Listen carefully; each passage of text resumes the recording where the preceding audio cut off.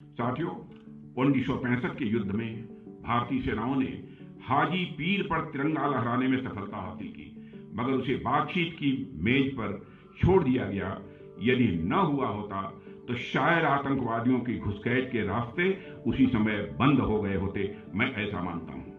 देश के रक्षा मंत्री राजनाथ सिंह ने कहा कि अगर 1965 में भारत ने जीते हुए हाजी पीर रेंज को पाकिस्तान को नहीं लौटाया होता तो आज पाकिस्तान के द्वारा किए जाने वाले भारत में घुसपैठ की समस्या नहीं होती। तो ऐसे में आपके सामने सवाल है कि आखिर भारत ने हाजी पीर पहले क्यों कब्जा किया था और फिर उसे लौटाया क्यों, और हाजी पीर पर अभी भी अगर भारत का कब्जा होता तो क्या स्थिति होती। इन दोनों अहम सवालों के जवाब से पहले आपको यह जानना चाहिए कि यह हाजी पीर का इलाका क्या है और कहां है। पीर पंजाल पर्वतमाला हिमालय की एक रेंज है जो भारत के हिमाचल प्रदेश, जम्मू कश्मीर राज्यों और पाक अधिकृत कश्मीर तक जाती है। पीर पंजाल निचले हिमालय की सबसे बड़ी पर्वत श्रृंखला भी है। पीर पंजाल पर्वतमाला में कई दर्रे हैं, जिसमें से एक है हाजी पीर दर्रा और इसके अलावा है पीर पंजाल दर्रा, बनिहाल दर्रा, गुलाबगढ़ दर्रा, रतन पीर दर्रा और बैरम गाला दर्रा।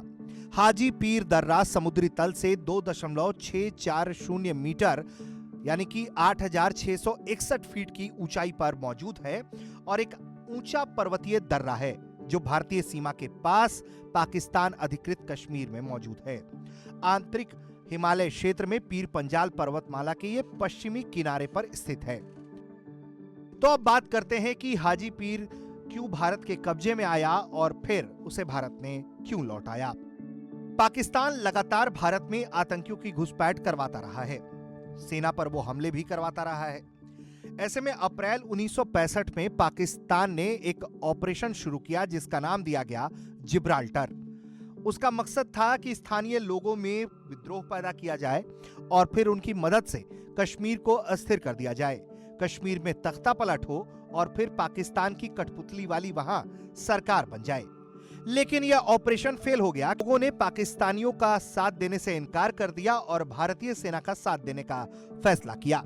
वहीं पाकिस्तान के इन हरकतों से भारत परेशान था, तो भारत ने एलओसी को पार कर पाकिस्तान को सबक सिखाने का फैसला किया और एक बड़े ऑपरेशन की शुरुआत की।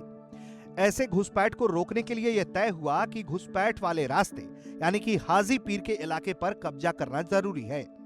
कोड नेम ऑपरेशन बख्शी के तहत 19वीं इन्फेंट्री डिवीजन को इसकी जिम्मेदारी दी गई और 68वीं इन्फेंट्री ब्रिगेड को 19वीं इन्फेंट्री डिवीजन के अंतर्गत लगाया गया।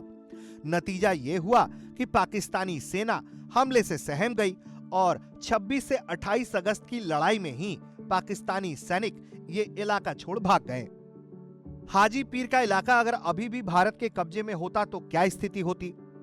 उस वक्त भारत को पूरे हाजी पीर बल्ज और हाजी पीर दर्रे पर कब्जा करना एक बड़ी रणनीतिक जीत के रूप में देखा गया, क्योंकि इसने पाकिस्तानी घुसपैठियों के प्रवेश द्वार को बंद कर दिया और साथ ही पुंछ उरी सड़क को भारतीय नियंत्रण में ले आया, जिससे इन दोनों शहरों के बीच की सड़क की जो दूरी थी वो 282 किलोमीटर से घटकर मात्र 56 किलोमीटर की रह गई।